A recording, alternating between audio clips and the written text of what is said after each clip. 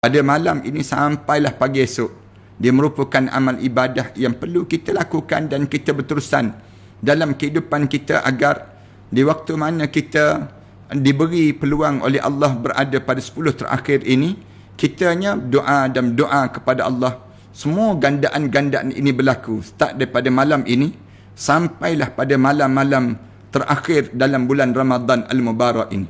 Saya berpesan pada diri saya dan tuan-tuan supaya ambillah peluang tiap-tiap malam, jangan kita tinggal majlis ilmu.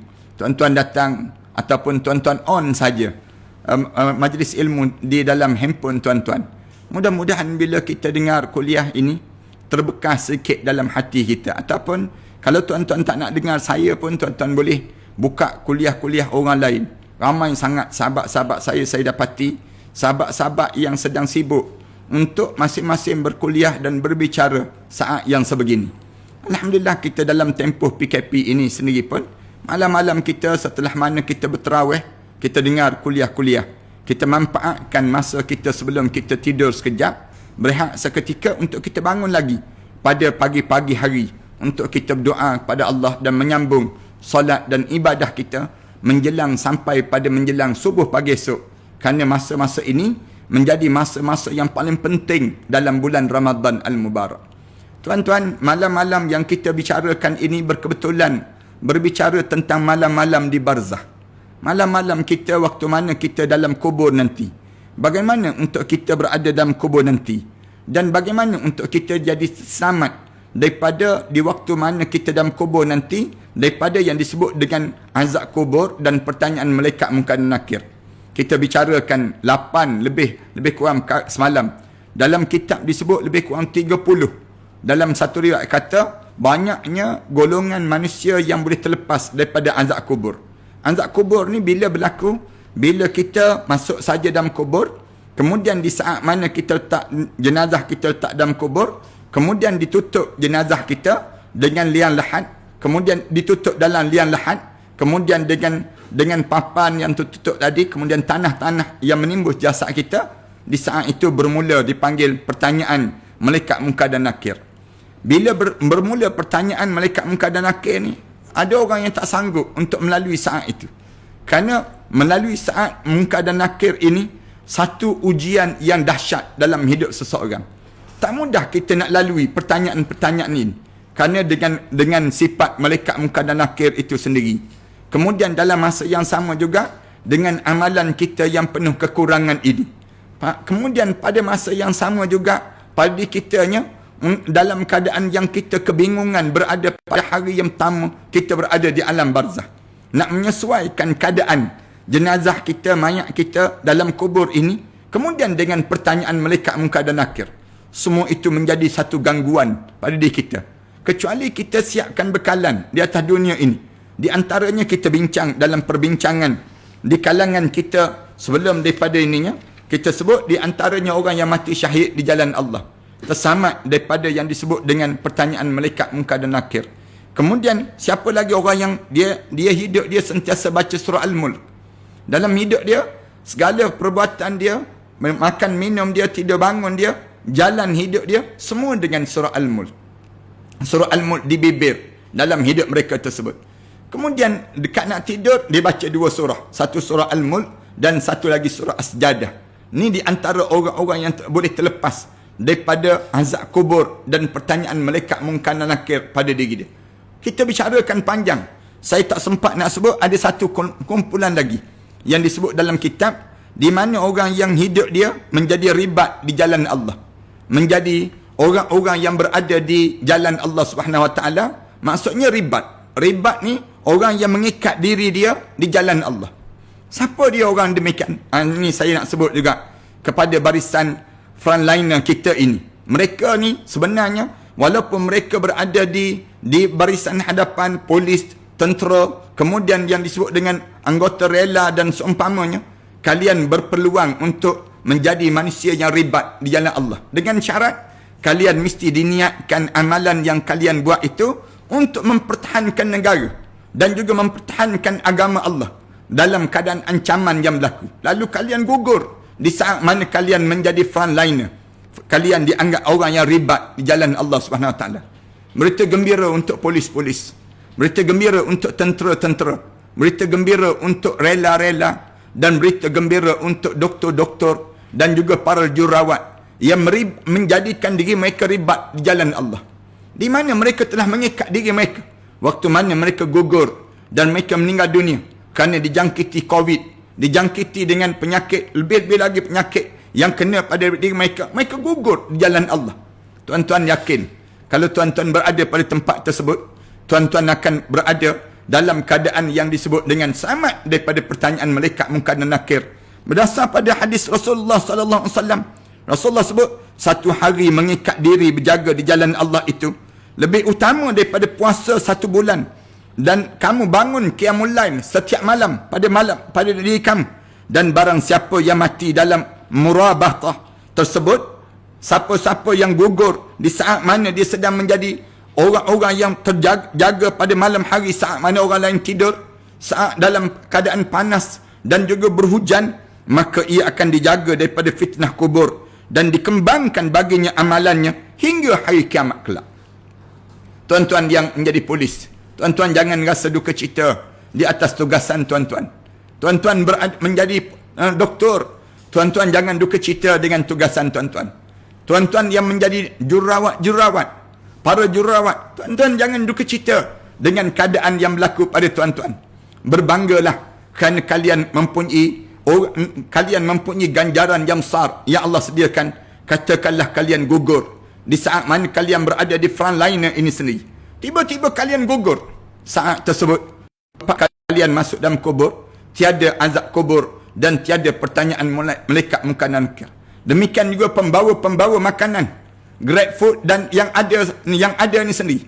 Semua yang mereka sanggup mengorbankan diri mereka kerana Allah Subhanahu Wa Taala, menjadi orang yang mempertahankan agama Allah Subhanahu Wa Taala.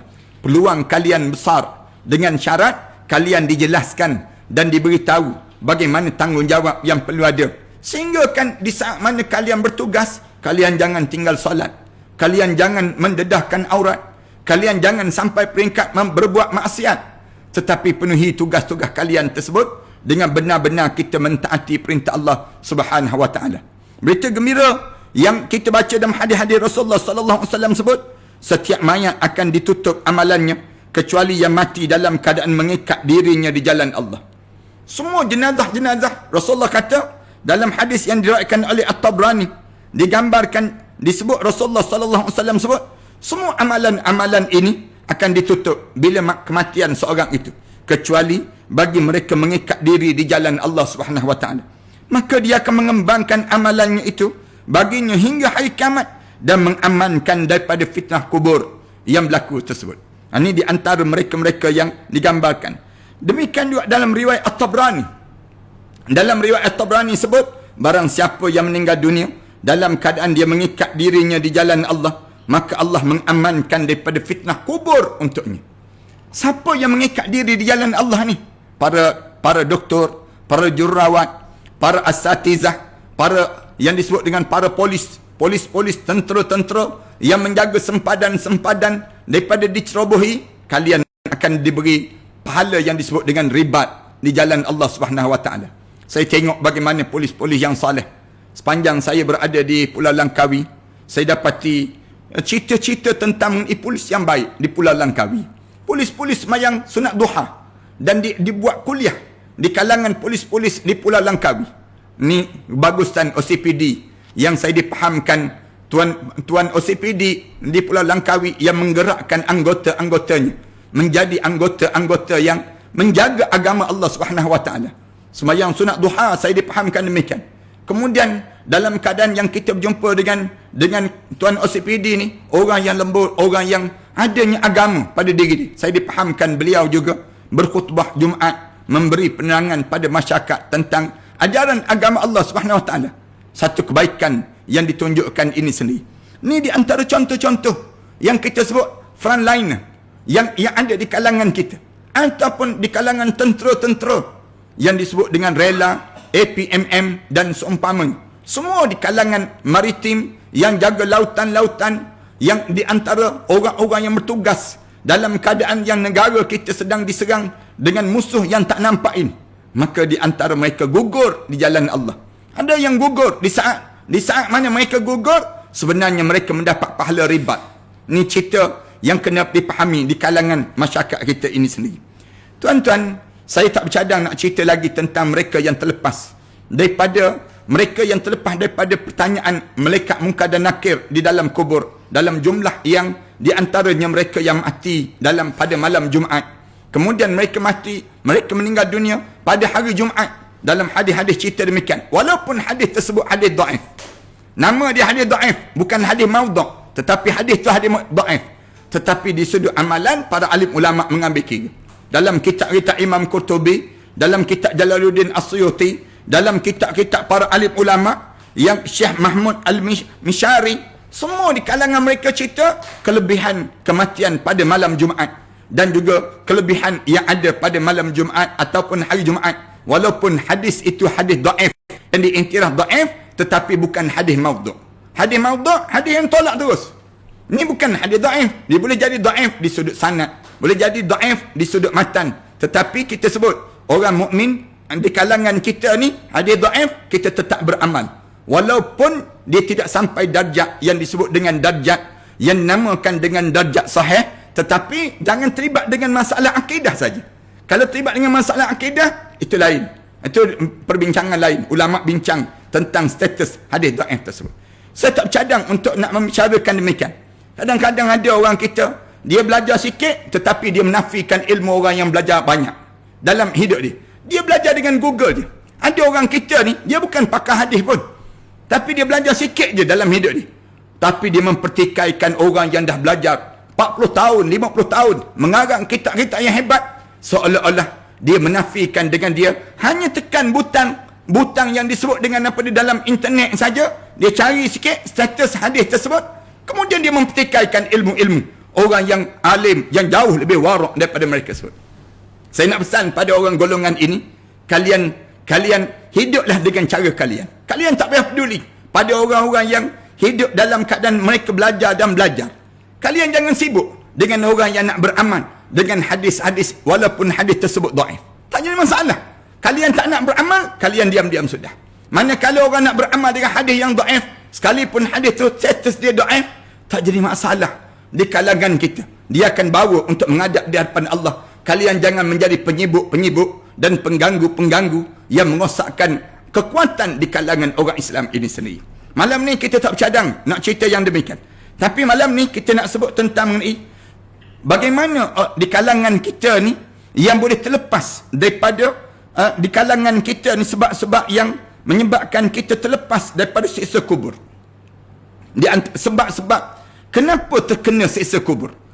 Sebelum daripada ni kita sebut sebab-sebab kenapa boleh bagaimana boleh terlepas daripada siksa kubur.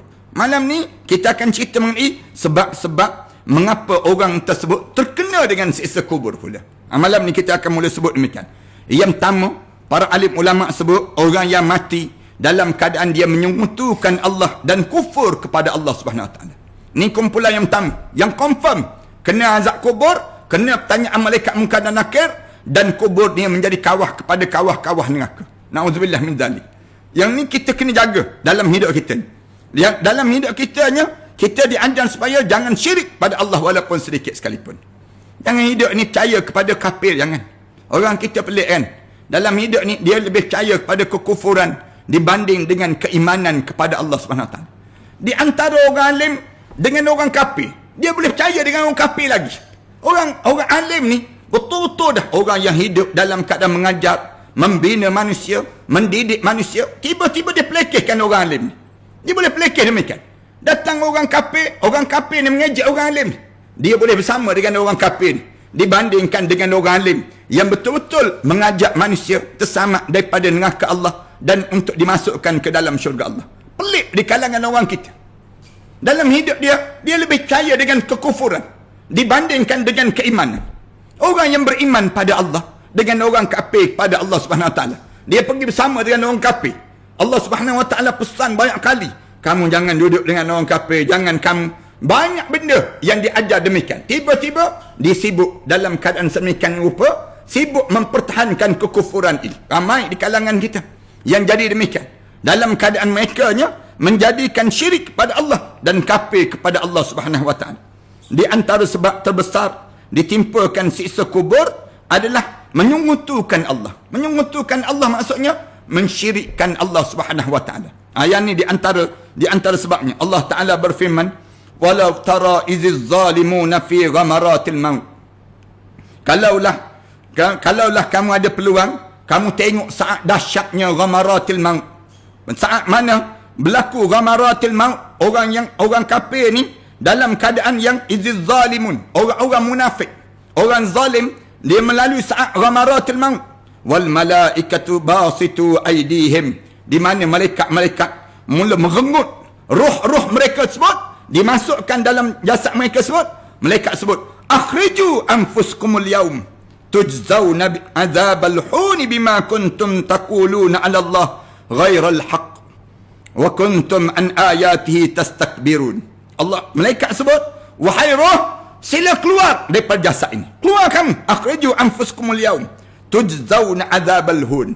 Inilah balasan yang paling hina yang kamu dapat dalam hidup kamu. Bima kuntum taqulun, di atas mulut-mulut yang keluar daripada bibir kamu, alallahi ghairul haq, ke atas Allah, di atas perkara yang tidak benar itu.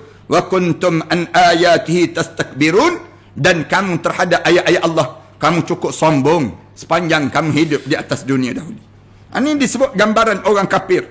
Demikian juga Allah berfirman kepada Fir'aun, kaum Fir'aun. Allah Subhanahu wa taala sebut, "An-naru yu'raduna 'alaiha ghuduwan wa 'ashiyya." Api neraka itu ditayangkan ke atas Fir'aun dan pengikut-pengikut Fir'aun ghuduwan wa 'ashiyya, pada waktu mana dalam keadaan pagi dan juga petang. Wa yauma taqumus saah, waktu mana ditegakkan hari kiamat, berlakunya hari kiamat, Allah Subhanahu wa taala sebut, "Udkhulu ala fir'auna asyaddal azab." Asyaddal azab, masuklah kamu wahai puak-puak Fir'aun, ala Fir'aun, keluarga Fir'aun, ala Fir'aun asyaddal azab, pedih-pedih azab yang Allah sediakan pada mereka tersebut. Allahu Akbar. Nak sebutnya dalam keadaan yang bila dalam kubur, mereka ni dalam keadaan terseksa. Mereka terseksa. Orang kafir dengan puak-puak kekufuran itu, bila masuk dalam kubur, mereka kena seksa terus. Seksaan kubur berlaku kepada mereka yang syirik, dan juga mereka yang menyokong kesyirikan itu bersama dengan kekufuran, orang yang bersama dengan orang kafir tadi, maka mereka akan diazab dan diazab dalam kubur. Ini kena jaga. Pelik orang Islam kita ni, dia orang Islam, tapi bila cerita tentang Islam, dia lawan Islam. Dia boleh sebut penunggang agama, disebut demikian. Sedap mulut-mulut mereka tersebut. Mereka boleh sebut demikian. Seolah-olah mereka ni hidup, mereka tu jauh lebih alim daripada orang alim yang dituduh penunggang agama tersebut. Jadi kita tengok macam mana balasan yang Allah jadikan pada mereka yang penuh dengan kesombongan itu. Saat mana mereka berada dalam kubur, mereka kena seksaan yang amat menyakitkan pada mereka ini sendiri. Daripada Abu Ayyub berkata, Rasulullah sallallahu alaihi wasallam keluar ketika matahari telah muncul. Lalu Rasulullah mendengar satu suara. Maka Rasulullah berkata, orang Yahudi sedang disiksa dalam kuburnya. Rasulullah sebut demikian. Muttafaqun alaih. Cerita tentang mengenai satu peristiwa di mana Rasulullah sallallahu alaihi wasallam keluar daripada rumah Rasulullah, tiba-tiba dengan suara keluar suara ketika matahari telah terbit matahari, dengan satu suara begitu. Rum tersebut, Rasulullah jawab terus. Rasulullah kata, tu orang Yahudi yang sedang diazab dalam kubur dia. Kerana apa dia? Diseksa dalam kubur dia. Kerana dia lawan Nabi Muhammad sallallahu alaihi wasallam. Allahu Akbar. Golongan kedua para hadirin sekalian yang tak lepas daripada seksa kubur ni apa dia? Orang munafik. Tadi orang kafir dan juga puak-puak kafir tersebut. Kemudian kumpulan yang kedua yang tak boleh terlepas daripada kena seksa kubur, orang munafik. Tuan-tuan jangan memilih munafik, tuan-tuan. Ramai orang kita ni, dia suka memilih munafik dibandingkan menjadi mukmin. Pelik pada diri kita. Kita dah ada peluang orang Islam. Jadilah sebenar-benar orang Islam. Ya ayyuhalladzina amanu kunu ansarallah. Wahai orang yang beriman pada Allah, jadilah kamu penolong-penolong agama Allah.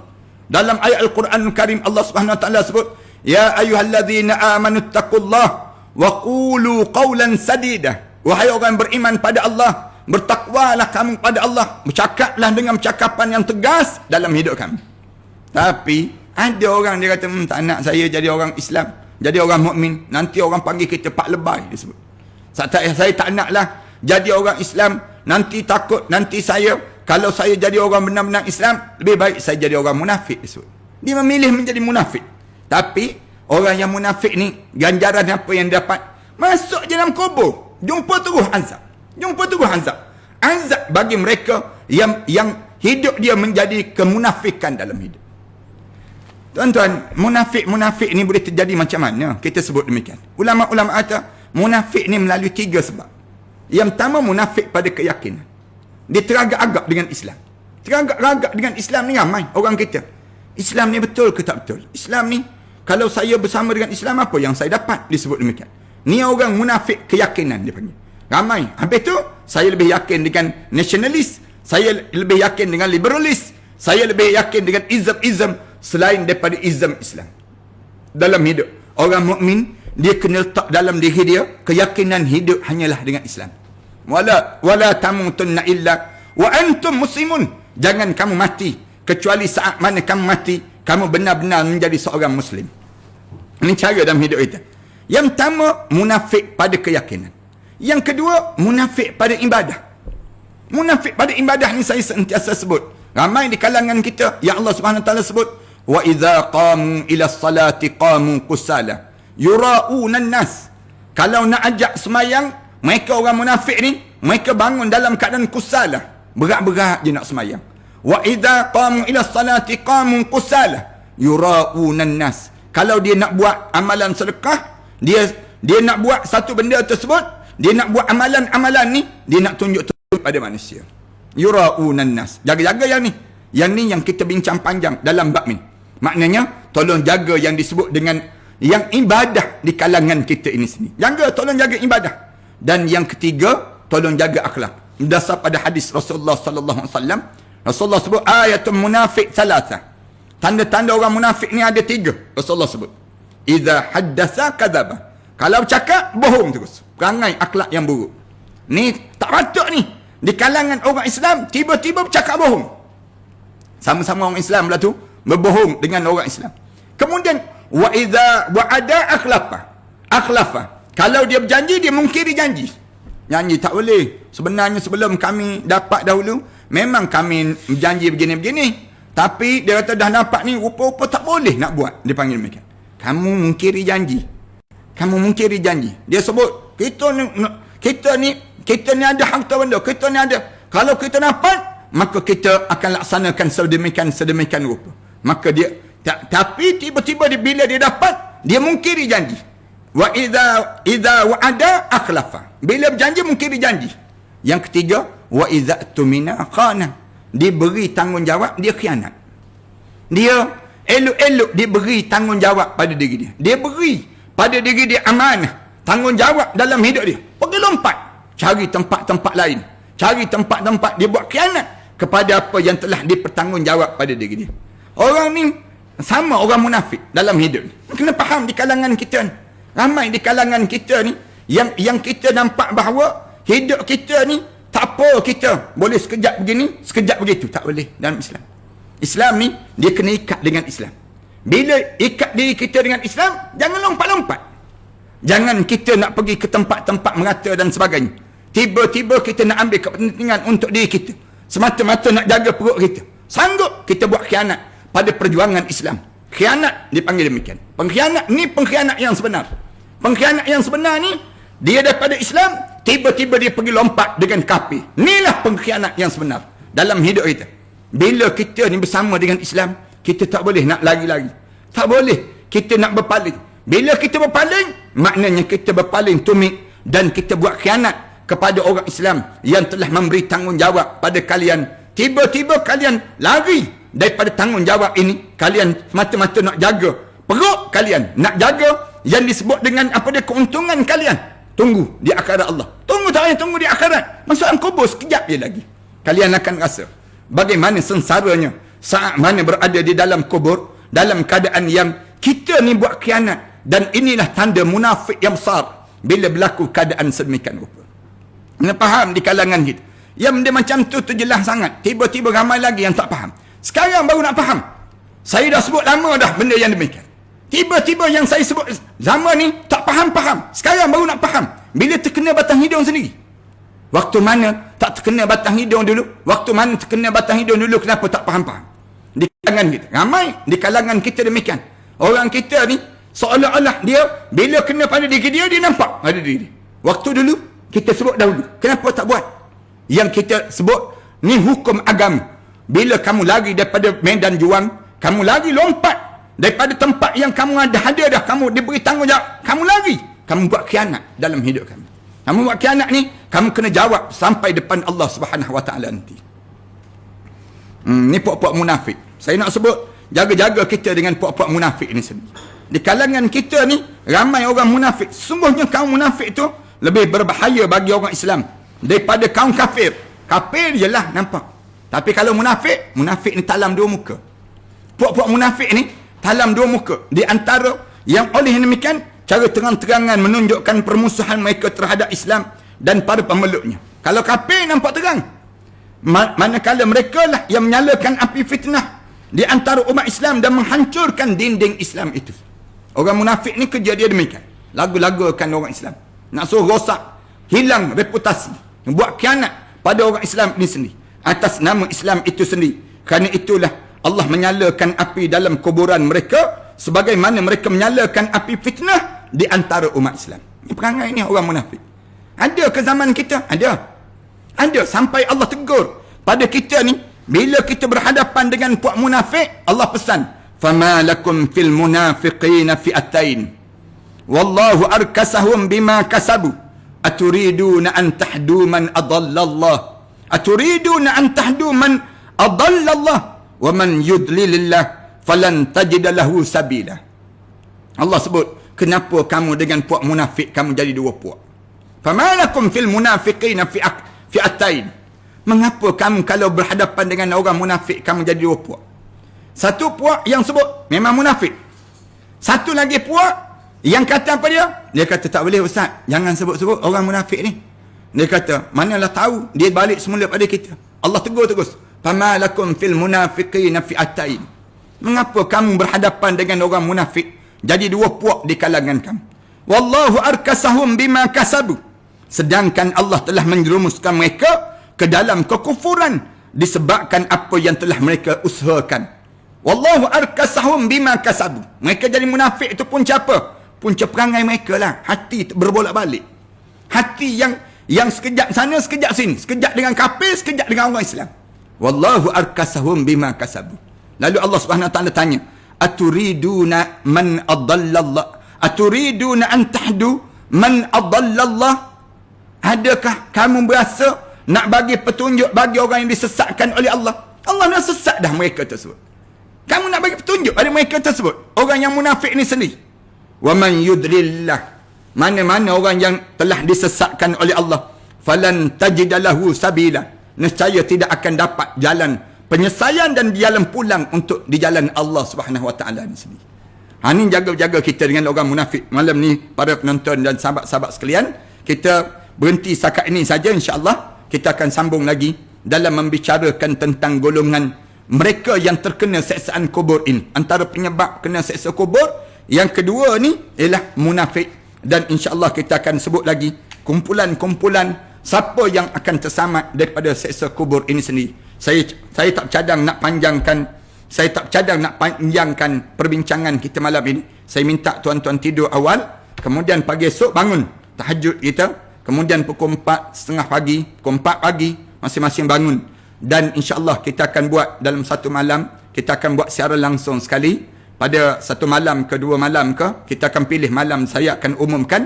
Saya nak baca doa-doa nama-nama para penyumbang yang banyak menyumbang untuk saat mana kita berada dalam tempoh Ramadan ini. Ramai yang menyumbang, termasuk yang menyumbang tabung bantuan Ramadan ini. Saya nak baca nama-nama mereka yang ada tersebut, yang bagi pada bendahari ataupun yang menyumbang infak nasi bungkus. Demikian juga nama-nama orang-orang saleh. Saya akan cuba naraikan. Saya minta staf-staf saya untuk senaraikan balik. Para penyumbang ini kita sebut dalam doa-doa kita yang tuan-tuan sumbangkan ini insya-Allah. Terutama pada pembinaan masjid yang sedang kita bina di Pulau Langkawi, kemudian kita bina juga di Kuala Terengganu. Kita sedang dah ratakan tapak dan insya-Allah kita bercadang nak bangunkan masjid di Kuala Terengganu. Dan ada yang telah menyumbang untuk bangunan di tepi sungai di Rantuk Pahang untuk Ma'had Hafiz An-Nabawi insya-Allah. Saya nak sebut nama-nama mereka dalam doa-doa penghujung malam pukul 4:30 pagi. Kita bangun, kita baca doa dan kita wirid. Mudah-mudahan Allah sampaikan pahala-pahala doa kita ini. Jadikan pada mereka yang telah meninggal dunia tu, kuburan mereka diluaskan dan dilapangkan di sisi Allah.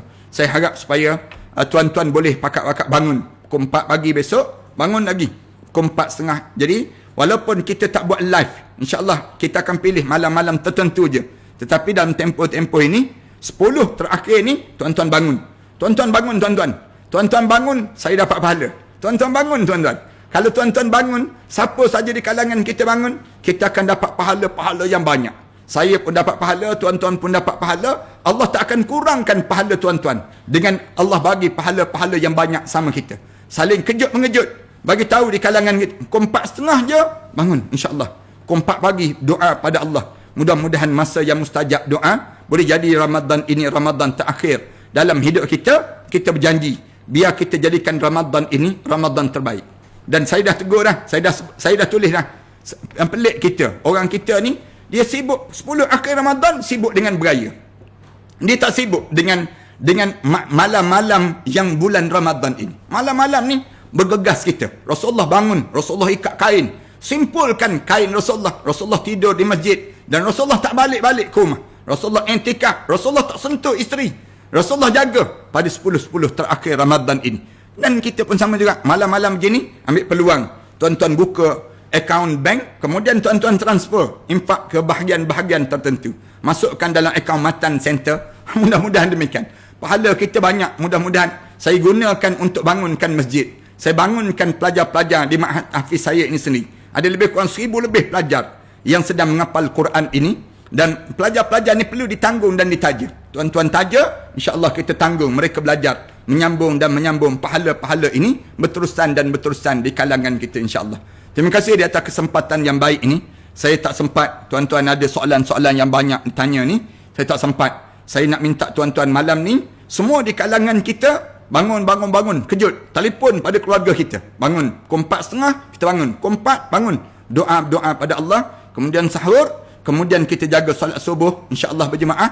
Kemudian lepas pada tu wirid sampai naik cahaya matahari, kemudian kita tidur, rehat sekejap kalau kita nak rehat. Kalau nak rehat, tapi ada setengah di kalangan kita dia kata saya tak boleh tidur dah ustaz. Tak apa. Teruskan buat kerja-kerja di kalangan kita ni supaya di kalangan kita ni dapat manfaat di kalangan kita. Ingat, kita berada 10 akhir Ramadan. Saya nak suruh kita ni bersungguh-sungguh doa minta dengan Allah. Dan saya akan umumkan malam bila kita akan buat live insya-Allah. Bangun tahajud ni malam hari untuk kita sama-sama dapat manfaat. Sama ada malam 27 Ramadan ataupun malam 29 Ramadan ataupun malam 25 Ramadan, kita tengok untuk dapatkan malam Lailatul Qadar ini. Terima kasih sekali lagi di atas sumbangan tuan-tuan, infak tuan-tuan. Dan sebelum tuan-tuan tidur nanti, tuan-tuan buka matanbiz.com. Di sana ada produk-produk yang telah kami bangunkan dan kami telah jadikan untuk dana untuk sekolah kami ini sendiri. Matanbiz.com ya. Kemudian insya-Allah tuan-tuan tengok sekejap lagi masjid yang sedang saya bangunkan, dan datang rombongan daripada Brunei Darussalam datang untuk solat di tapak masjid ini. Mereka di antara orang yang terawal yang masjid ini ditegakkan tiang-tiang, datang Puan Hajah Florinda, dan juga di kalangan kumpulan meraih berkah daripada Brunei datang bawa duit untuk ustaz kami nak bahagian kami di tempat ini. Masing-masing berebut di kalangan kita ni. Alhamdulillah. Terima kasih pada seluruh anggota-anggota pasukan yang telah memberi sokongan dan ruang. Saya sempat pergi ke tempat ini, saya tengok pasukan polis, pasukan tentera, kemudian pasukan, semua pihak memberi sokongan dalam kerja-kerja ini. Aku qali hadza astaghfirullah li wa lakum. Bismillahirrahmanirrahim. Alhamdulillahirabbil alamin. Wassalatu wassalamu ala asyrafil anbiya'i wal mursalin wa ala alihi wa sahbihi ajma'in. Allahumma shrah lana sudurana وحسن أخلاقنا ويسر لنا أمورنا. Ya Allah, ya Tuhan kami sudah berada pada penghujung Ramadan ini, ya Allah. Jadikanlah malam-malam kami ini malam Lailatul Qadar, ya Allah. Kami pohon pada kamu, ya Allah, agar kami dikurniakan nikmat Lailatul Qadar ini, ya Allah. Kami pohon pada kamu, ya Allah, agar kamu ampunkanlah setiap dosa mereka yang telah menulis amin dan mereka yang menyebut amin di saat mana kami bersama ini, ya Allah. Ya Allah, ya Tuhan kami pohon pada kamu, ya Allah, agar dijadikan kekeluargaan kami keluarga yang saleh dan salihah, ya Allah. Jadikanlah kami, ya Allah, selamat daripada fitnah-fitnah yang sering kali menuju kepada kami dan keluarga kami, ya Allah. Kami pohon pada kamu, ya Allah, agar kamu pandanglah keluarga kami ini dengan pandangan rahmat kamu, ya Allah. Kami pohon pada kamu, ya Allah, agar kamu masukkan semua di kalangan kami ini ke dalam syurga Firdaus kamu, ya Allah, bersama dengan para nabi, para awliya salihin, ya Allah. Izinkan kami berlari-lari dalam keadaan kegembiraan untuk kami mementuk pintu-pintu syurga itu, ya Allah. Untuk berlari-lari kegembiraan, ya Allah, saat mana merasakan deruan angin yang menghembus jasad kami masuki syurga Firdaus kamu, ya Allah. Ya Allah, ya Tuhan kami, izinkan kami berada dalam syurga-syurga yang indah itu, ya Allah. Khemah-khemah ataupun istana-istana yang indah yang dibina itu, ya Allah. Ya Allah, ya Tuhan kami pohon pada kamu, ya Allah. Rabbana alaika tawakkalna wa ilaika anabna wa ilaikal masir. Rabbana ja'alna muqimas salah wa min dhurriyyatina rabbana wa taqabbal du'a. Rabbana atina fid dunya hasanah wa fil akhirati hasanah wa qina adzaban nar. Wa sallallahu ala sayyidina Muhammad wa ala alihi wa sahbihi wa sallam. Walhamdulillahi rabbil alamin.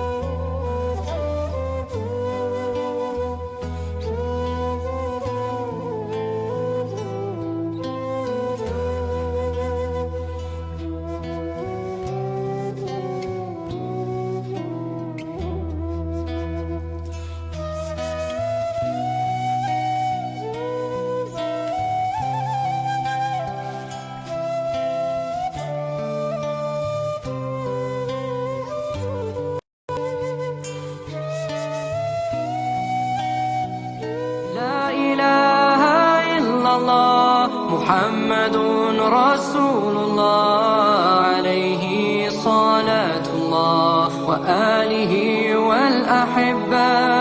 لا إله إلا الله محمد رسول الله عليه صلاة الله وآله والأحبة. لا إله إلا الله محمد رسول الله عليه صلاة الله وآله والأحبة.